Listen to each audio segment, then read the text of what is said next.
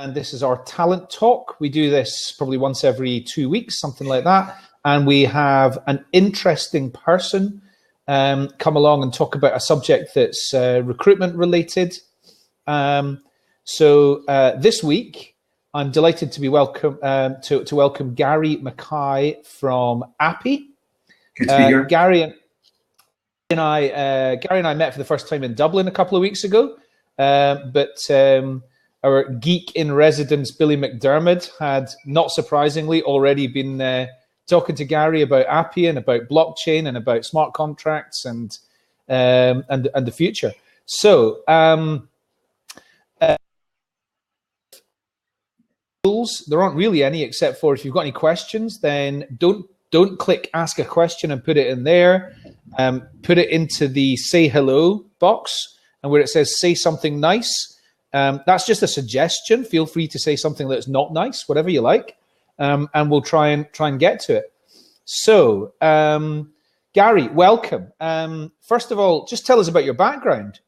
What's your, what tell us about your career and what you've done to date? Yeah, great to be here. So I went to Australia as a young lad. I graduated and left here in '97 and spent almost 18 years in Australia. So my background is predominantly technology. The industries I worked in are quite eclectic. So I've worked in media, financial services. I've spent a long time in management consulting. Always thinking about how technology can transform businesses. My CV is slowly being verified. Hopefully Appy can help facilitate that. And I found myself back in the UK in 2015. So late 2015, came back here and with two founders kicked off Appy. Okay, great. So you sound like you're Scottish. So obviously you're from the northeast of Scotland. Yeah, up beside Aberdeen. Yeah, up north. Yeah. Okay then. Okay, let's quickly talk about that because you and I, before we went live, we were talking a little bit about London. Yes. And I mean, London is pretty much the center of the world. So, but you choose not to live in London. How do you think that you could have done what you're doing today if technology didn't allow for meeting online and stuff like that? And how is being based in Aberdeen compared to being based in the center of the world? How do you feel like how do you feel that technology is allowing you to now be based in Aberdeen as opposed to a much bigger city? Yeah, look, I wouldn't be able to do what I've been doing over the last 2 years, even 10 years ago. I don't think there's so much tools that are at our disposal to basically communicate. I mean, the key thing here is when you go into offices, it's about communication with your colleagues and peers, and that sort of collaborative environment. Now, if you can transfer that into a digital environment and still enjoy real deep conversations and discussions about what you're up to, then it really helps. So technology has been obviously my means of being able to work remotely. I still need to go to London, Glasgow, Edinburgh, and various other places, but certainly technology has been a huge part of me being able to do what I do. I guess the other thing about it means that I'm not immersed in office life 24/7. I can basically break from that, get time to think, get time to basically think about the sort of larger agenda items that we've got to deal with. Yeah, absolutely. So there's a specific reason why I asked that question, and it's because I think that in terms of what you're doing with Appy, and we'll come on to that in a minute, but what you're doing is more and more important as the world progressively more rejects the concept of full-time permanent employment, and as people have got more and more different disparate opportunities for how they can go about making money. I mean, there's companies that I know who are constantly looking for ways to facilitate people to work for them, but be able to work anywhere they choose. Yeah. And so that was really why I was kind of where I was going to with that question. Well, interestingly enough, I in 2007, I initiated a startup back then, and we had a team of developers in Moldova. We had a remote designer in New York. We had a software engineer in Finland, and we were in Australia. So we collaborated back then, and the things have just gotten better in that regard. And even today, I utilize the resources of people in the likes of Burma, Pakistan. Globally, we need to basically utilize what we can in order to basically provide whatever products and features we need for our customers and clients. Yeah, absolutely. So let's go on to talking a bit about blockchain. So let's start with the basics. First of all, Gary, can you let's assume we're all Luddites here. I know there's a few, looking at the people who have joined, I know there's a few people who know a lot more about it than this, but let's assume most people are Luddites. What is a distributed ledger? So there's two clues.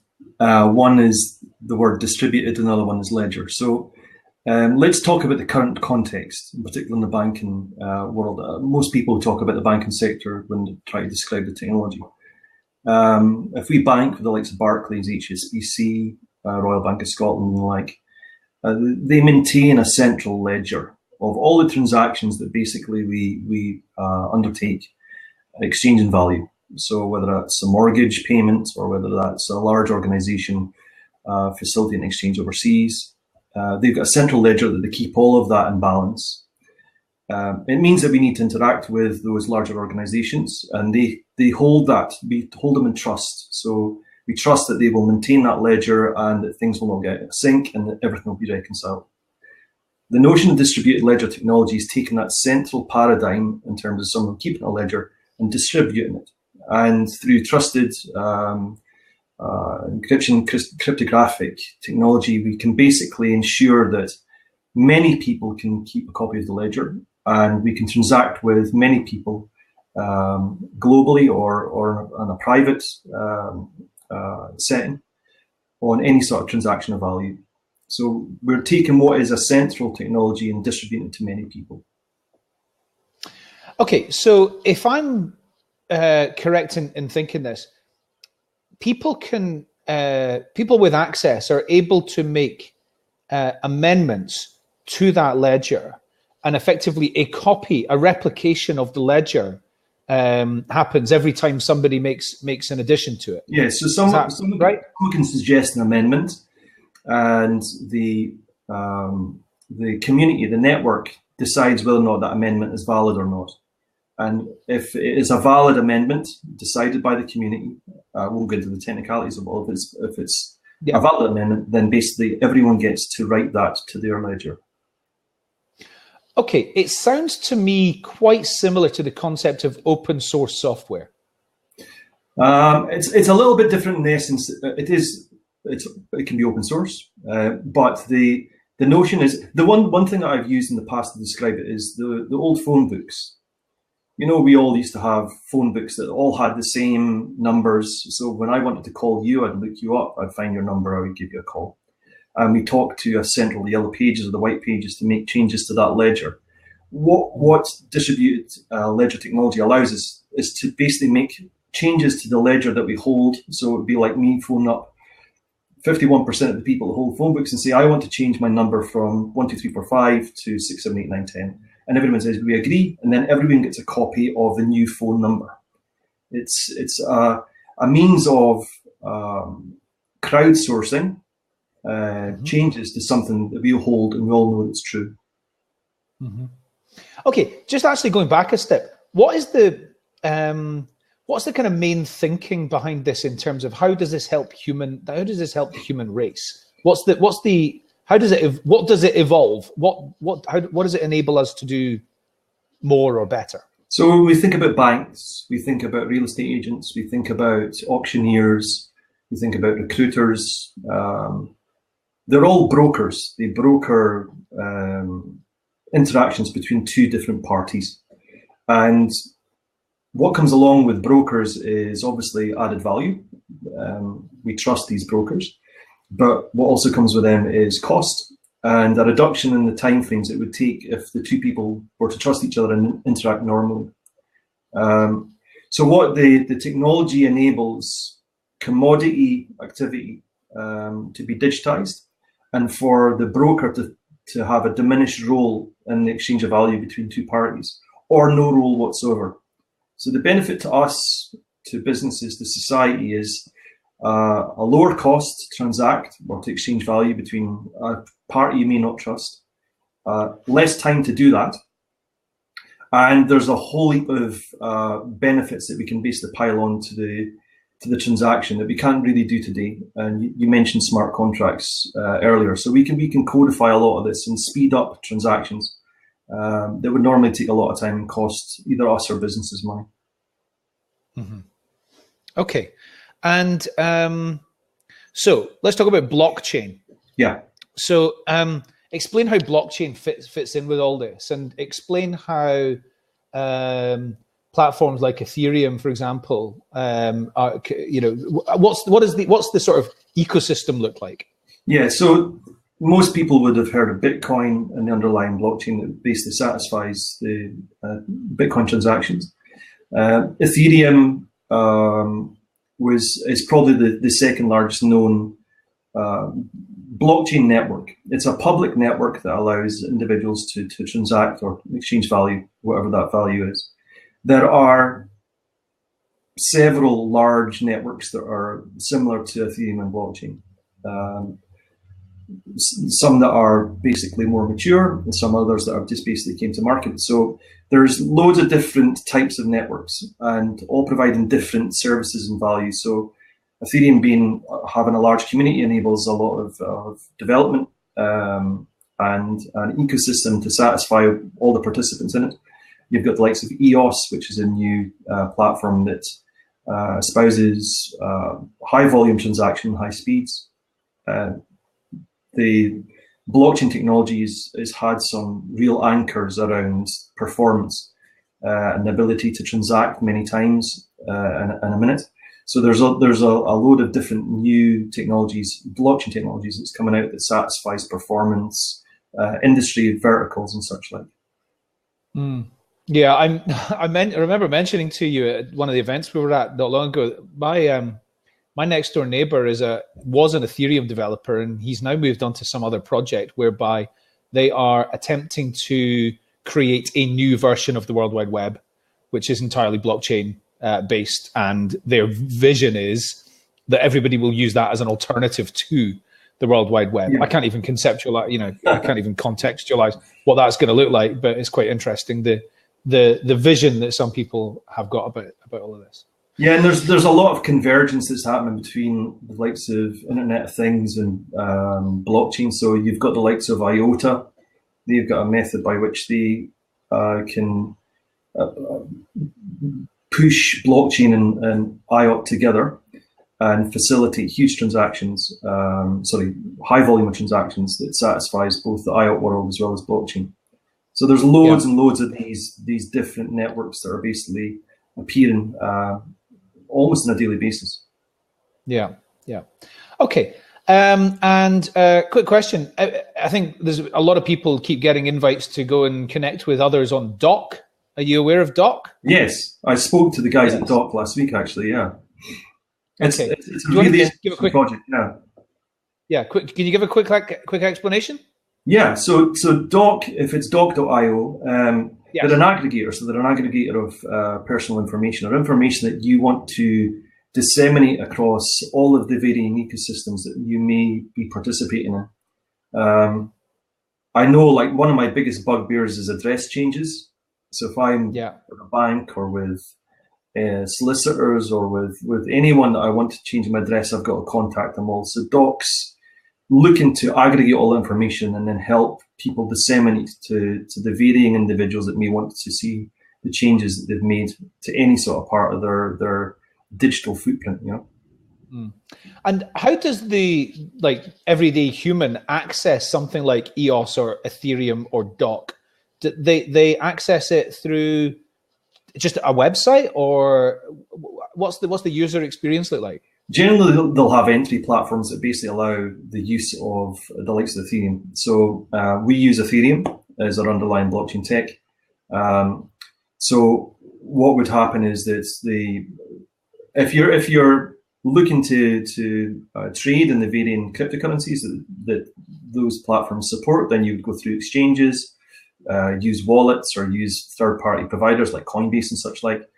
Or if you're like us, we build applications that basically will utilize the underlying tech to help us perform the transactions that we want to perform as part of our service offering. Which generally will be through apps, or it'll be directly with exchanges if it's from a cryptocurrency perspective. Yeah. Okay, so onto the broader kind of HR world. There's a lot within HR. There is a lot of, I mean, trust and verification and truth are all really, really important. Yes. What are the broad opportunities, do you think, for HR in terms of using blockchain? We'll get onto API specifically in a moment and what you're doing, but just kind of more generally, what's your vision for 5 years from now, 10 years from now? No, 10 years is too far. 5 years from now, how can what different elements of HR can blockchain be impacting? Yeah. There's been a lot written about this, and I mean, there's a huge opportunity for so many different parts of HR to see benefit using the tech. So I think the key thing here is, if HR would do one thing only, which is eliminate the fraudulent activity that's associated with people and their transactions with organizations, that would make their job a lot easier. And in fraudulent activity, I mean stuff around remuneration and pay, or compensation and benefits, whistleblowing, the verification of people and their identity coming into an organization, contracts and any sort of fraudulent stuff that happens with contracts. If we can diminish that, we would help HR immensely do the job that they're to do, which is basically ensure that people are performing and that they can help them perform better. So how are these? I mean, all of these activities are currently being supervised manually by humans. Yes. So okay, the premise, so the supervision of any activity by humans is, if it's a commodity activity, if it's something that can be codified and put into a process and therefore automated, and if there's any element of trust within that, then the automation, that codification can be put into a smart contract, and the trust element can be satisfied through the blockchain tech. So if there's a great example of this, obviously API is a superb example, but there's a great example called Vault, where they basically use blockchain tech to help with whistleblowing or to diminish workplace harassment. So at the present moment, if I'm being harassed at work in any particular way, I could, if I want to log that, I've got to go to HR. There's the whole process around anonymity, whether or not I'm going to be safe in terms of what I say. So that could be either harassment or major crime or fraud. If I could use blockchain to log when I've actually been part of that or seen that, and if somebody else was to basically state the same on chain and through a codified means, we can actually see workplace harassment or whistleblowing being automated and have a complete record of that. So that's a really good example about where, although we use humans as part of the process right now, there's still an element of trust to satisfy that we can automate and use blockchain to have that immutable ledger that shows where people have interacted and said that something's happening. So just let's talk about that example. I mean, in that example, would that be an alternative to maybe going and talking to your HR department if you feel like you've been harassed? Yeah. So So if you think about that for a second, we're talking about a unilateral accusation about something. I say that that Adam basically has done something, whatever you've done, and HR have then got to go and investigate the fact that something's occurred, and there can be obviously the rebuttal from your perspective in terms of what's happened or what's not happened. If there is, incidentally, by the way, I didn't do it, whatever you've heard. But if many people were to basically state the same thing through a platform that basically stores that accusation that cannot be deleted, it means that there can be analysis to say, okay, 5 people have actually said something about an individual, Adam, and then that must be dealt with. So what it does is it doesn't diminish the human interaction that would obviously need to occur at the end of that. It just allows people to record things that in a trusted way they know that will not get hidden or swiped underneath the carpet or anything like that. Yeah. Okay. I feel like in that example, it's a great example. I like it. And I feel like giving people the option of talking to a human or recording it in this very an anonymous kind of way would probably be right, because some people probably trust that they can explain things in one-to-one better than they can by summarizing it in written words. But it's an interesting. The medium by which it's recorded doesn't necessarily need to be typed. I mean, you could record video. There's many ways by which you can record that information. I guess the key thing there is that it's recorded and it cannot be deleted, because, as you know, in certain whistleblowing instances, that the data that's associated with it disappears. Yeah. And there can be no recourse on that. With blockchain, nothing can disappear. Yeah. Lots of HR people here. Please do chip in with your comments on this as we're talking about it. Okay, let's move on though specifically to the kind of aspects around verifying people's identities and verifying their backgrounds and all that kind of thing, because that's what Appy is really specializing in. Yeah.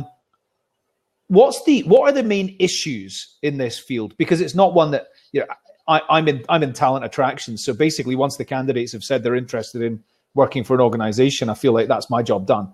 Yeah. I'm not really, you know, an expert on the next steps. What are the main issues around verification of humans and their backgrounds, and what do companies need to be dealing with? So I guess the first thing that comes up is that it's slowly but surely becoming a normal activity that needs to occur. And certainly in the UK, anyone that's starting a new job will have to show their passport or some means that they're able to work in the country, right? Why is this happening more? Why is this all more stringent than it used to be? Because there's a lot more. You need to go through a lot more compliance than you did in the past. Yeah. What's impacted that? Why has that happened? Legislative interference, which is either overbearing, bureaucratic, or something that's just required. The open border policies that we have in the UK allow individuals to come into the country. We must ensure that they're able to work in the country and therefore pay taxes and all the convenient things. So there's just basics that need to be taken care of in order to satisfy work, employment. What I think the very interesting thing about the identity verification is not necessarily in the employment context, it's just in general context. So if at the present moment I distribute my information to many different platforms and none of them ask who I am, they'll basically take me as being either a phone number, my mobile, or my email address. That does not tell anyone that I am Gary McKay. And moreover, people can catfish. They can actually, I just noticed the comment there.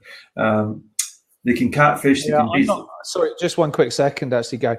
I'm not getting that, Animal. I've got completely a really good stream from Gary, and obviously for myself as well. Gary, am I quite clear to you? Yeah, all good for me. Animal, it's your end, I'm afraid. Gary, carry on. Yeah, so I think we've been through a period where social media has allowed us to be part of ecosystems or platforms without verifying who we are. And I think, given what we've seen recently with the likes of Facebook in particular, we're going to see a whole shift in terms of us having to verify who we are. So it's not just in the work context. It's not about basically setting up a bank account.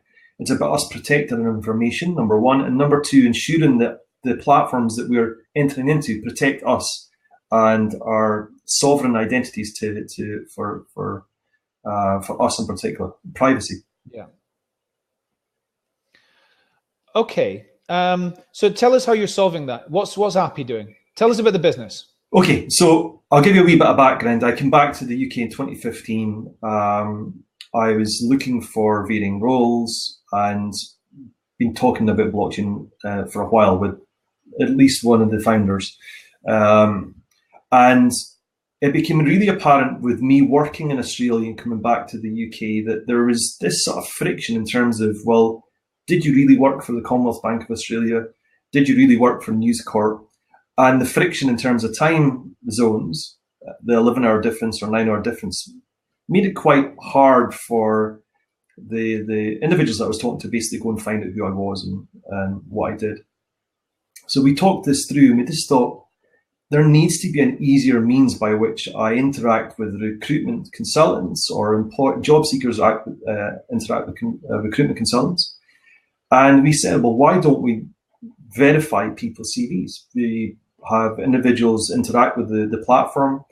The candidates places an assertion that they, or a claim that they've worked somewhere, studied somewhere, achieved something, and organizations verify that. So it was really about my personal problems about trying to verify or have people trust that I had done certain things in my career history. So we kicked it all off. We created a platform that basically satisfies the verification of CVs. The other thing that was a bugbear for me was creating CVs and having a CV and managing a CV was painful. So we created a CV builder that is able to take all that verified information. We're able to create as many CVs as we want on API. In a consultant background, I had to create different CVs for different industries or different specialisms. So we created a CV builder. What became very apparent to us was, okay, so Adam, you've joined API, but now you're sending claims to Oxford and to Apple and to Google. We need to verify who you are. So what we have is a means to basically scan your face through a selfie and scan your face on a photo ID document. And the facility compares the two. So we can basically identify who you are and verify who you are. And features that we're about to release in the next, I'd say 6 to 8 weeks, is all about background screening. So criminal record checks, your right to work, and a more thorough identity check that includes addresses and all the rest of it. So what we're about is helping people diminish the friction of gaining employment and employers diminishing the friction of verifying who they are. Okay, so what's to stop me making a fake passport and uploading my fake passport and then taking my selfie and API saying, yep, you're the same person as that fake passport, so you're tick. Okay, so we have a partner that basically checks the metadata that's associated with the document IDs. The partner has presence in 136 different countries and the IDs associated with those countries. And what they've done is taken the technology that their parent company has used for scanning passports and such like at airports and used that to basically determine whether or not the document that has been used for the photo ID is valid or not. So it's an extremely thorough check. It checks all of the varying barcodes and such like that are associated with documents. So we can be very comfortable that the document that's provided is either valid or false. Okay, so which types of organizations, which types of employers are those that are kind of most interested in your solution? Yeah, so it's been quite interesting. First up, the industries that have been most interested are those that are regulated or have a need to ensure that the individuals that they're employing have a verified background. So it'll come as no surprise that banking has been really interested. The banking sector is going to go through, hopefully, some more reform that will further verify your career history. So I think in July, there's something coming out that from the FCA that will see between 6 and 7 years of your career history needing to be verified if you can cause significant risk in a financial services institution. So oil and energy sector are really interested. Anything to do with health, we've had significant interest from the health sector. So those places where we either rely on for our financial well-being or our own personal well-being, that's where we're seeing a lot of interest. Yeah. Okay. What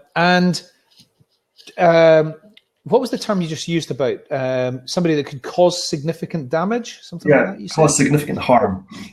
So, all right. Okay. So what type of person would that be? Anyone that basically is, well, it can range from malfeasance to just basically malpractice.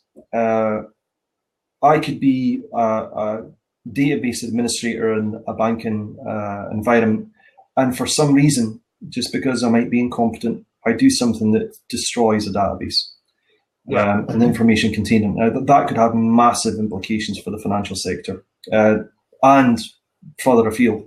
If you think of that everyone needs to facilitate payments, it can have huge issues. To a CEO or a director that basically is involved in fraudulent activity and therefore can cause significant reputation risk to an organization or make decisions that could wholeheartedly upset the financial sector. And we don't have to go too far back to find some activity that caused significant issues for the financial sector. So what was in the past, I think it's called the SMNCR scheme, Senior Manager Certification Regime, I think it's called, which was targeting the CXO level, and senior management is actually going to be, I think, a lot broader, as it should be. We don't want any sort of malpractice or incompetence denying us our ability to withdraw our pay at the end of the week. Yeah. I'm assuming that the bigger the organization, the more in tune with these issues they are. I think you would think so, yes, but I guess the larger the organization, the greater the complexity. Yeah. So with complex systems, unless you've got a handle on all the varying facets of an organization and the complexity that's associated with those, you're at risk. I mean, I worked in the banking sector, and there's significant risk assessments, procedures, and practices to ensure that there's nothing that could upset the business, our customer, or the customers of the bank, and the citizens that look to the banking sector for particular products and services. If you go to a smaller organization, I guess it's far easier to control that complexity, but yet you've got key man risks. You've got people that may actually be have greater roles and larger remits that can basically cause a lot of damage. So it depends. Yeah, I understand that. So who are the people that are most interested within the kind of organizations that you work with? Is it HR people? Is it talent acquisition people? Is it a combination? Yeah, so in financial sector, it's been HR and risk people. Oil and energy, it's been HR and those that are interested in accreditation. And in the health sector, I guess it's more towards the verification. So it goes without saying as well that I forgot to mention the other sector that's extremely interested in is the staff and recruiting sector, recruitment agents and such like. So we've had significant interest. Presumably those specializing in contingent workforce, the temp and contract. And permanent. Specialists. And permanent. Perm? Yeah. Interesting enough, permanent. Again, it comes back permanent in particular sectors. So something's happened here, because when I worked in permanent recruitment, which was a long time ago now, admittedly, we wouldn't really be responsible for verifying somebody's background. Is that's something now that these companies do? Is it? Yeah, they'll do it. So there's several companies that actually have teams that will basically look at the background of individuals. Yeah. When you think like the numbers, 60 to 80% of people embellish CVs. So there's a duty of care, if anything, from staff and recruitment agencies not to waste the time of their clients by providing what could be false CVs to their for the review. So there's something there where 60 to 80% of people embellish their CV. 80%. That's what the numbers are. So how many embellish their their LinkedIn profile? Is it higher or lower? It's going to be probably similar, I would have thought. This is the funny thing. So people have to tell the truth on LinkedIn because their boss is looking. Yeah, or they don't. Or the one thing that I see in LinkedIn all the time is people saying they've worked for an organization for 10 years as the role that they're in right now, when they may have had 3 or 4 roles, and they haven't said that they started as MD for 10 years, yeah? So there's just that alone that basically says that it's not lies, it's just embellishment, you know? Yeah. I mean, you could easily put that down to they couldn't be bothered. Yeah, putting the whole thing, putting the whole detail on there. That's quite interesting. Yeah. Okay. And what stage is the business at? So when did you come up with the idea? When did you launch to the market? Are you launched to the market? Yeah. What's the yeah? So we came up with the idea, as I said, it'd been late 2015. We started the business in March 2016, and we built prototypes to basically see how the tech worked, how it could be put into the processes that we basically thought that could be disrupted. We spent a significant amount of time trying to comply with GDPR. And then we spent almost a year pulling together the platform. So both mobile apps across Android and iOS, as well as the web offering. So we went live late 2017 with the CV verification, the identity verification, and the CV builder.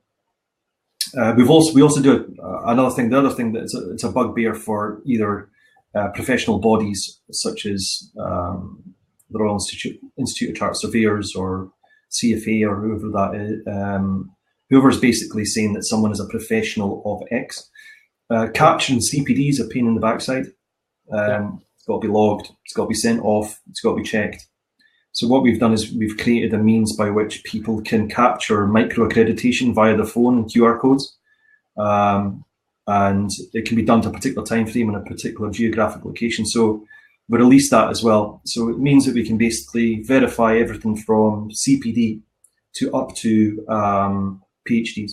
So all that's been live. You can log in for free, register right now, verify your identity, and start seeking the verification of your assertions. Yeah. So how does I'll come back to the actual company question in a minute again. Does an employer buy API, and how does it buy API? As in the platform. Yeah. Okay. So how do they access it? So there's a few different things that, in terms of products and features, that we can provide for employers. One, an employer can onboard as an organization onto API right now and start verifying their either current employees or alumni. So there's a means by which you can do that. It's manual if there's no way to technically integrate with the organization, up to full technical integration. So the likes of Candidate ID have onboarded onto API. You guys are able to verify your assertions.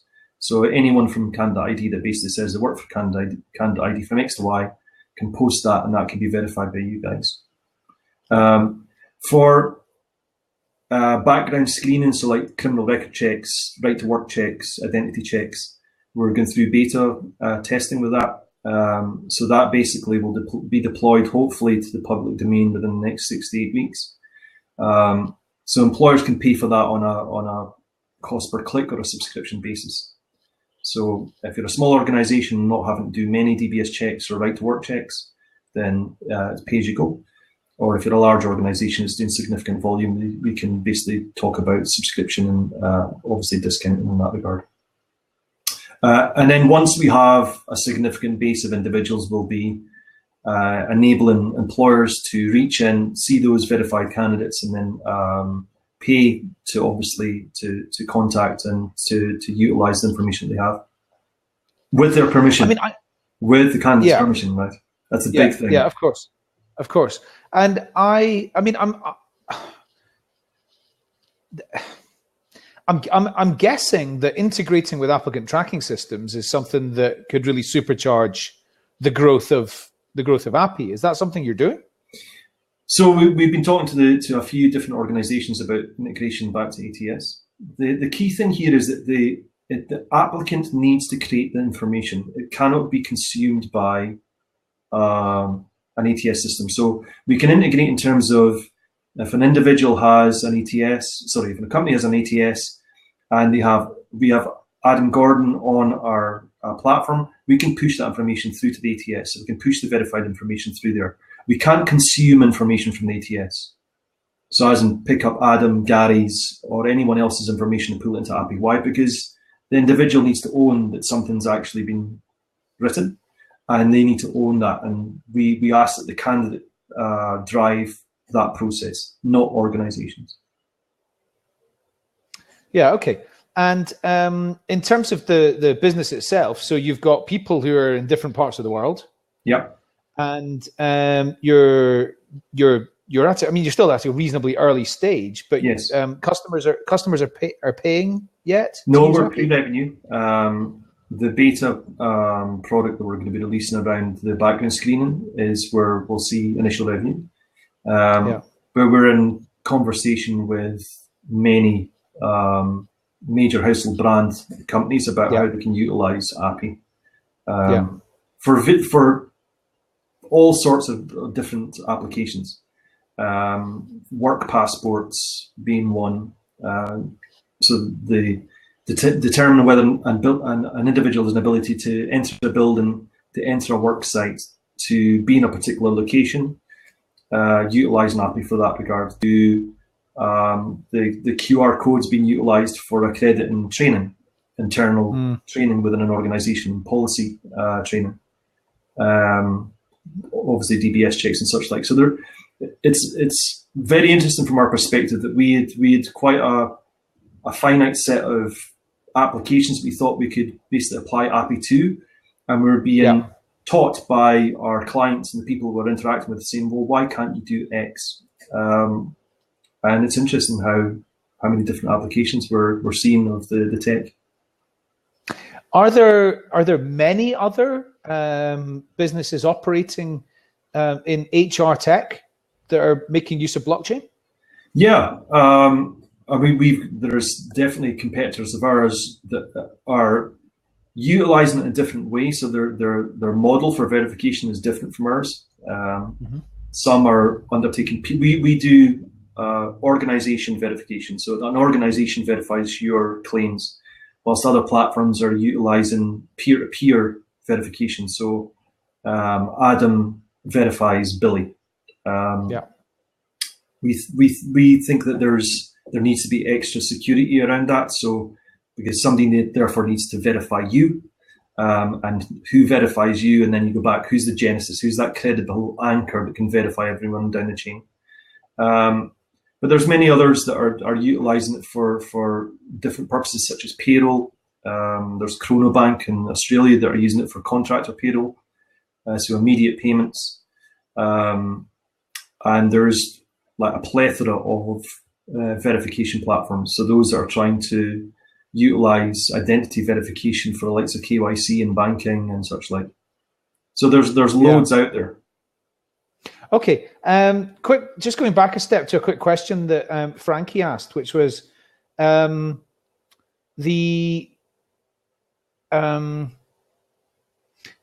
were talking about an application for blockchain around not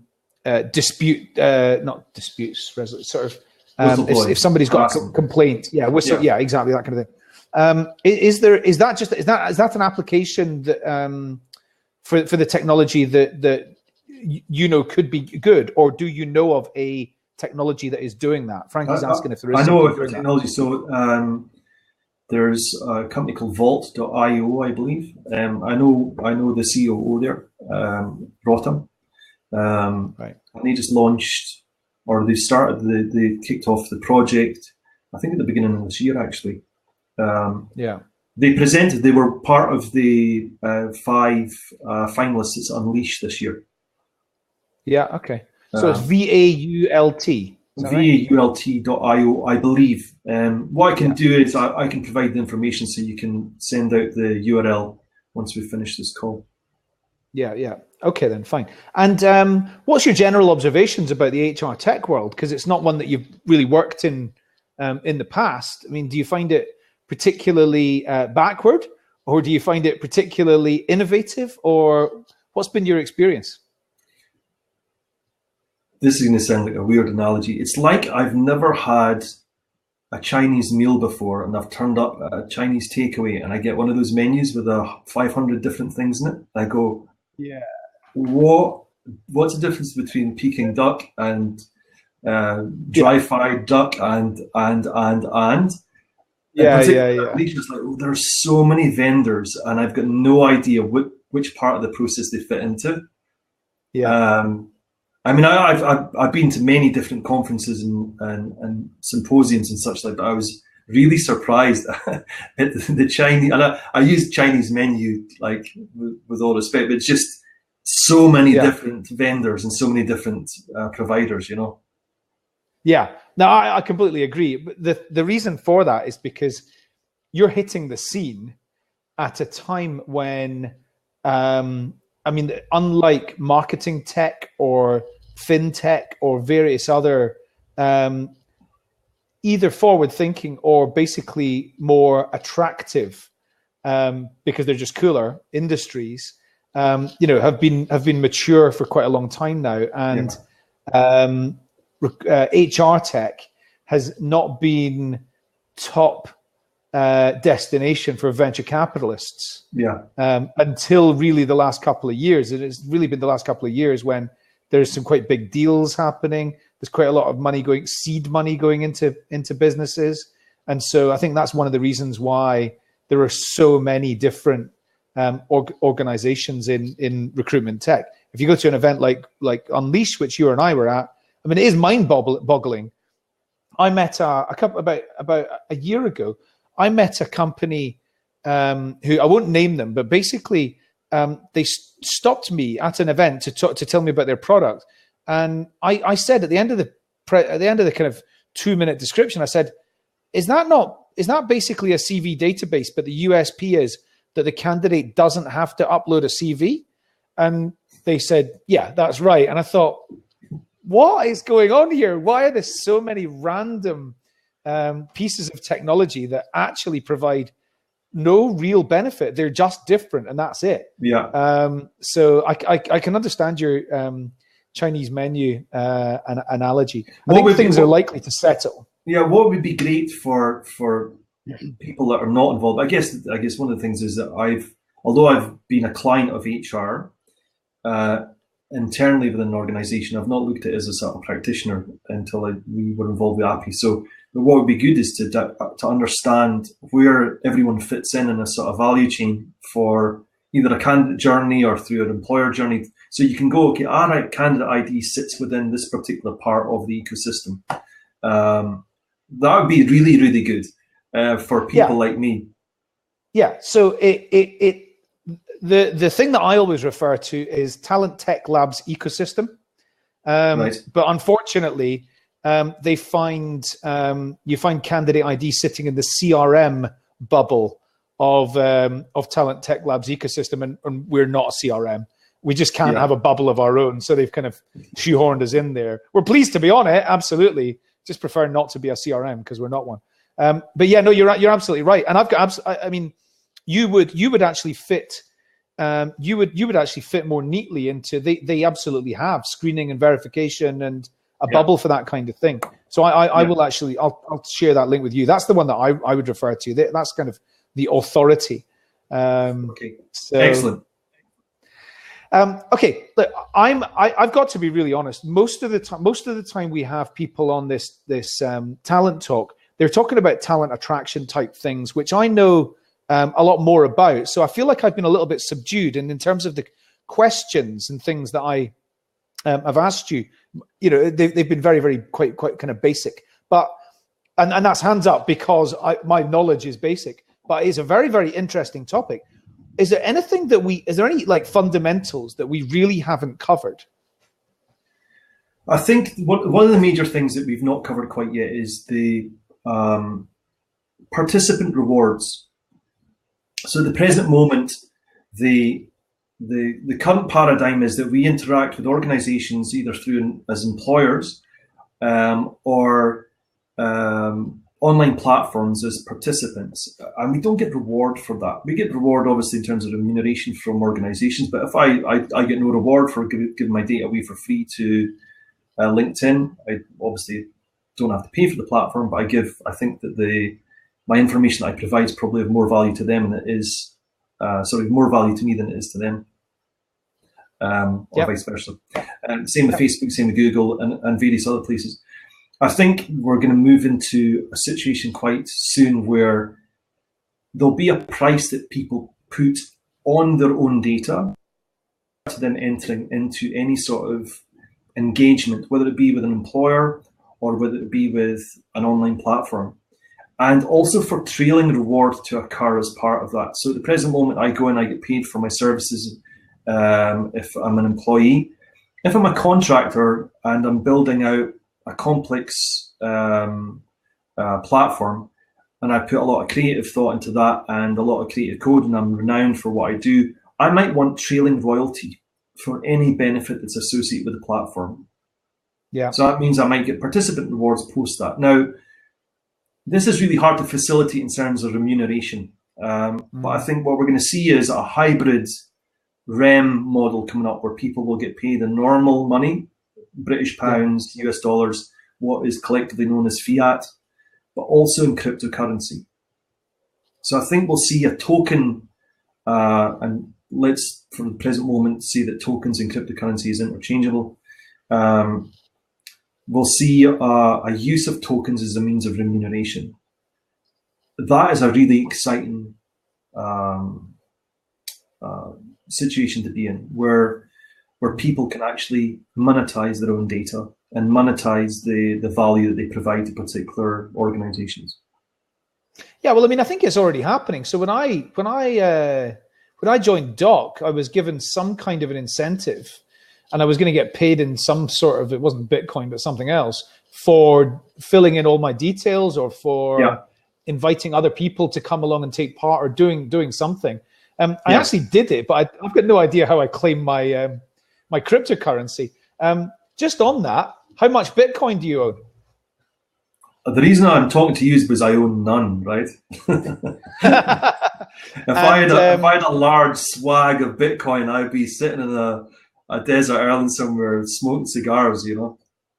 Yeah, absolutely. And just on that, I mean, do you believe that the cryptocurrency is going to replace actual money?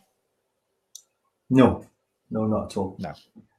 The notion that governments will relinquish and allow people to relinquish the need to use their currency it's just not going to happen. The major issue with cryptocurrency is not necessarily the currency use of it, although the liquidity around that is not there yet, as in it's not easy to go and buy your groceries with Bitcoin.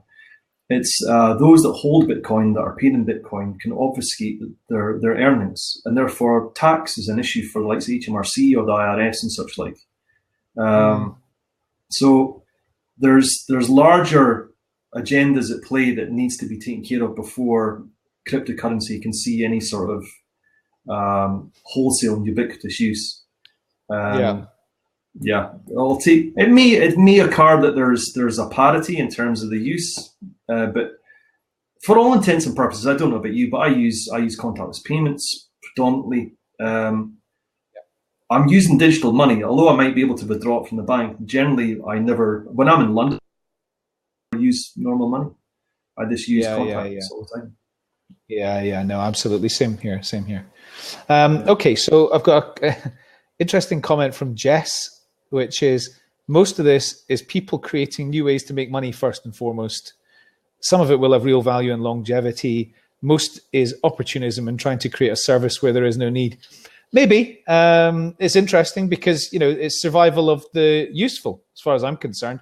And we see it in recruitment technology all the time. I asked the guy who puts together the Talent Tech Labs ecosystem, how much churn is there from year to year? He said 70%.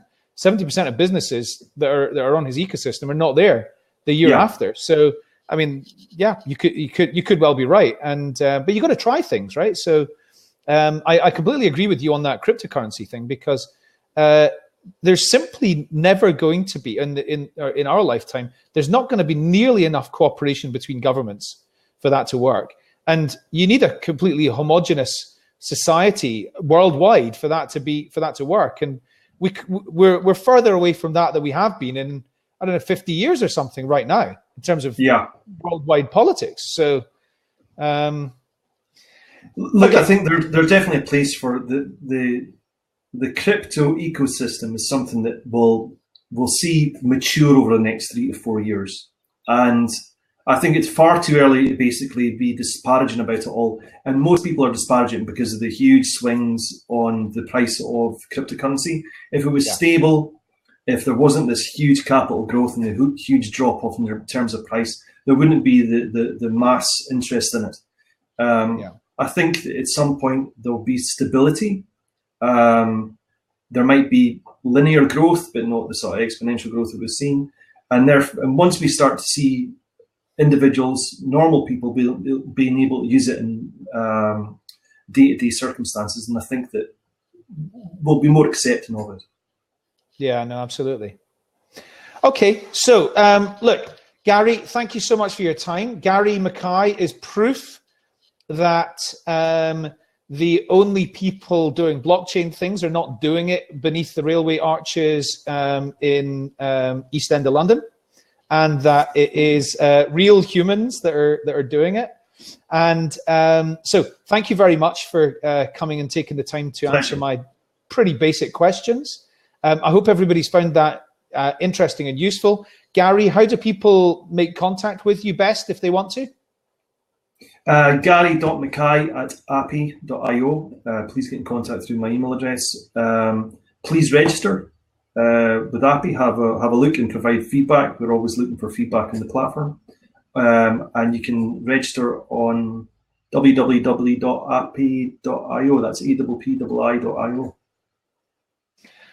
Okay, brilliant. And Mark, just to answer your question, yes, this recording will be shared. So thanks for coming along, everybody. And until next time. Great. Thank you. Thanks, Adam. Cheers, Gary.